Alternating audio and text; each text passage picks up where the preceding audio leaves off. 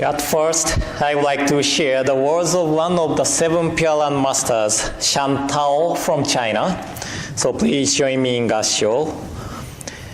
I don't think these words of him have been officially translated yet, so I translated the words of Shantao. So the word sutra means warp. Warp holds weft well to weave a fabric.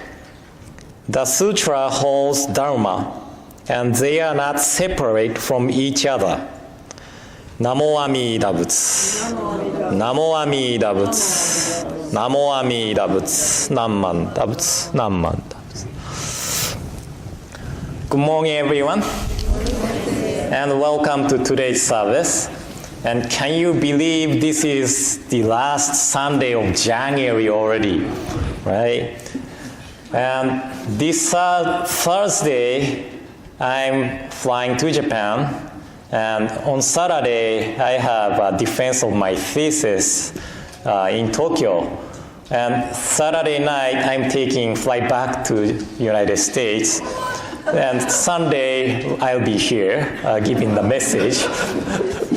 So this is 1 day, 3 nights trip to Japan. This is my third time doing this, and it's actually fun, I have more time to watch movies in the airplane. But I feel strange too. I don't feel like I'm in Japan. I feel like I'm in United States, but with many Japanese people. But you should try it one time, maybe.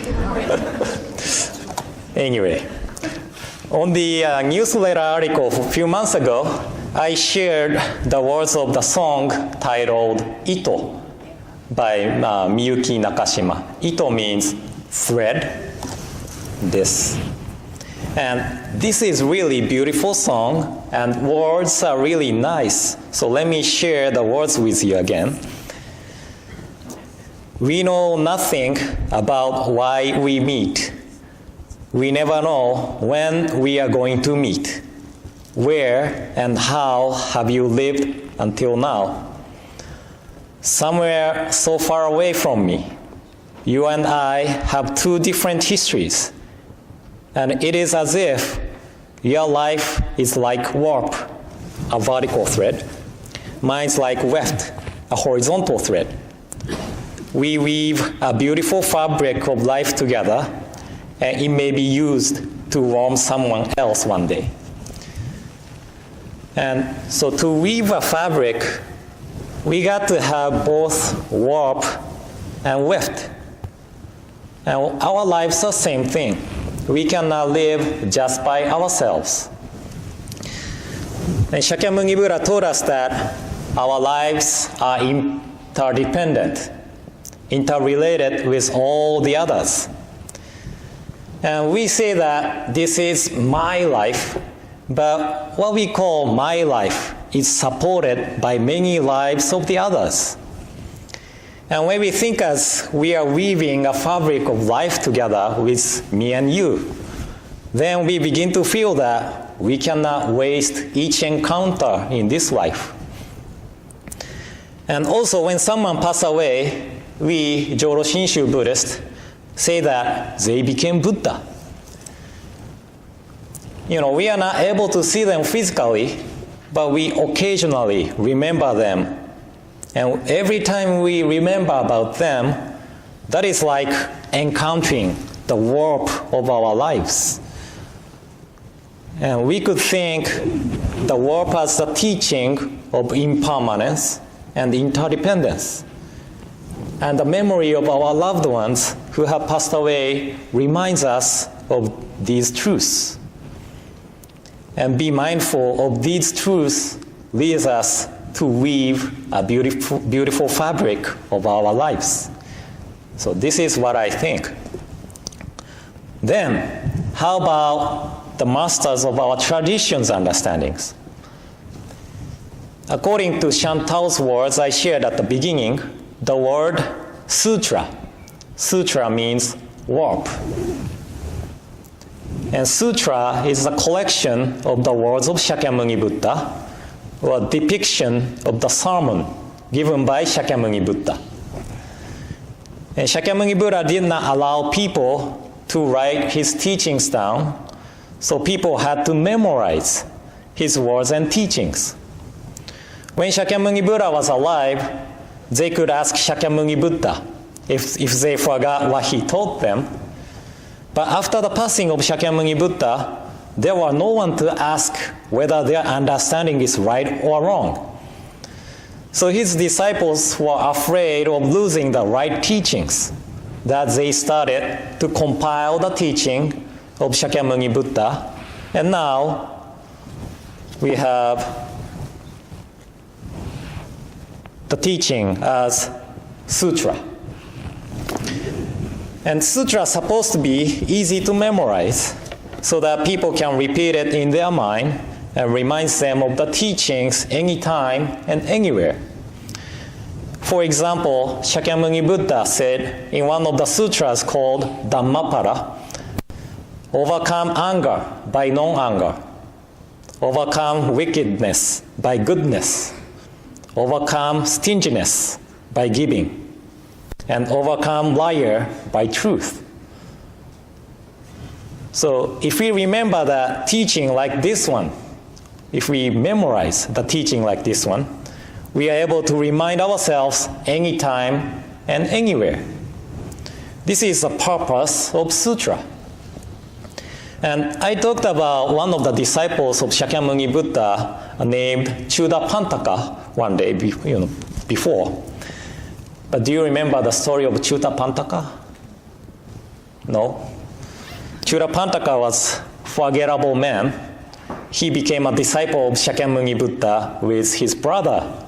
But Chudapantaka couldn't remember any teachings, so his brother tried to send Chudapantaka home. But Shakyamuni Buddha told Chudapantaka to stay, and he handed one broom. So he told Chudapantaka to sweep the ground and recite, remove the dust, remove the dust. So Chudapantaka swept the ground every day with reciting, remove the dust, remove the dust. So people thought he went crazy and laughed at him first. But Chudapantaka had never stopped or quit sweeping the ground. Then people started to feel Chudapantaka as noble man and started to admire him, putting hands together to him. And one day, Chudapantaka was sweeping the ground as usual and suddenly realized the true intent of Shakyamuni Buddha telling him to recite, remove the dust with broom doesn't mean removing the dust on the ground, but to remove the dust of our mind. And the dust is the blind passions, such as three poisons of greed, anger, and stupidity or ignorance. And wisdom is the broom to sweep our blind passions away, or our self-centered natures away, and see things as they are without discrimination. That is the wisdom.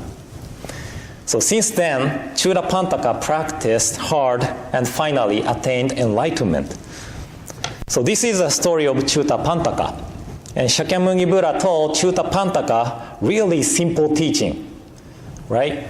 Remove the dust, that's it. Chudapantaka made this teaching as warp of his life and weaved beautiful fabric of life. So I think the sutra should be easy to memorize so that we can remember it any time and anywhere. And I think the life without the teaching is like a fabric without warps. It is easy to tear apart. But if we make teaching as warps, we are able to live this life fully because our lives are supported by the teachings anytime and anywhere. And as the words of Shakyamuni Buddha, overcome anger by non-anger and remove the dust. It shows the sutra is warped for us, and it is supporting us always. And the sutra is asking us to see what kind of people we are.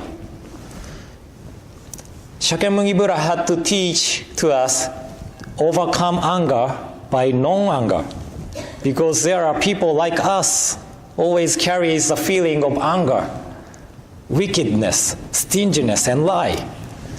He had to teach us to remove the dust, because we always carry blind passions, such as 3 poisons. So the sutra we Jodo Shinshu Buddhist relies on is called the Sutra on the Buddha of Immeasurable Life, which is known as the Raja Sutra. And this sutra explains how Bodhisattva Dharmakara became Amida Buddha through his practices and the accomplishments of the vows. However, the purpose of this sutra is not to seek who Amida Buddha is, but this sutra is asking us what kind of people we are. For example, I may have shared this before, but Bodhisattva Dharmakara established 48 vows to save all sentient beings, and the 4th vow of the 48 vows said, if when I attain Buddhahood, the humans and devas in my land should not all be of the same appearance and should be either beautiful or ugly, may I not attain the perfect enlightenment. You know, we all have own taste of like and dislikes, beautiful and ugly, valuable and invaluable. We distinguish things and put label on it. And it is usually based on our self-centered ideas. But at the realm of enlightenment, there is no such a thing as beautiful or ugly, like and dislike. Everybody is equal. So Bodhisattva Dharmakara had to establish this vow because we selfishly decide the value of things and people. So through listening to this vow, we realize that we are not the people, we are the people who selfishly distinguish things. And the 18th vow, known as the primal vow, or Hongan, we are Jodo Shinshu Hongwanji-ha temple, right? And Hongwanji means temple of Hongan, temple of the 18th vow. So this vow is traditionally explained as a vow to save all sentient beings, or save us as we are. Again, we are not questioning the existence of Amida Buddha here. We are asked by Buddha what kind of people we are. Bodhisattva Dharmakara had to establish the vow to save us as we are, because roots of our self-centeredness are so deep that it is almost impossible for us to remove our self-centeredness. So through listening to the vow to save us, we realize how our self-centeredness are deeply rooted. So this is why we often hear ministers explain the Nembutsu as a calling of the Buddha to awake, or to be awakened, or to wake up. Amida Buddha is calling us to wake up to our self-centeredness, self-centered nature within, within the calling, Namo Amida Butsu. This calling is a warp for us Jodo Shinshu Buddhists. And we live with Nembutsu, recitation of Namo Amida Butsu, realizing our self-centeredness, self-centered nature. And the life with Namo Amida Butsu leads us to weave a beautiful fabric of life. Okay. So thank you all for coming today. And I have Dharma exchange today, introducing collected works of Shinran. So if you are interested about learning more about Shinran Shongin's teaching, please come downstairs. Don't go Mochitsuki, right away. You can go to Mochitsuki after Dharma exchange. Okay? So, in closing, PJ Min Gassho, please put your palms together. The word sutra means warp. Warp holds weft well to weave a fabric. The sutra holds Dharma, and they are not separate from each other. Namo Amida Butsu. Namo Amida Butsu. Namo Amida Butsu. Namanda Butsu. Namanda.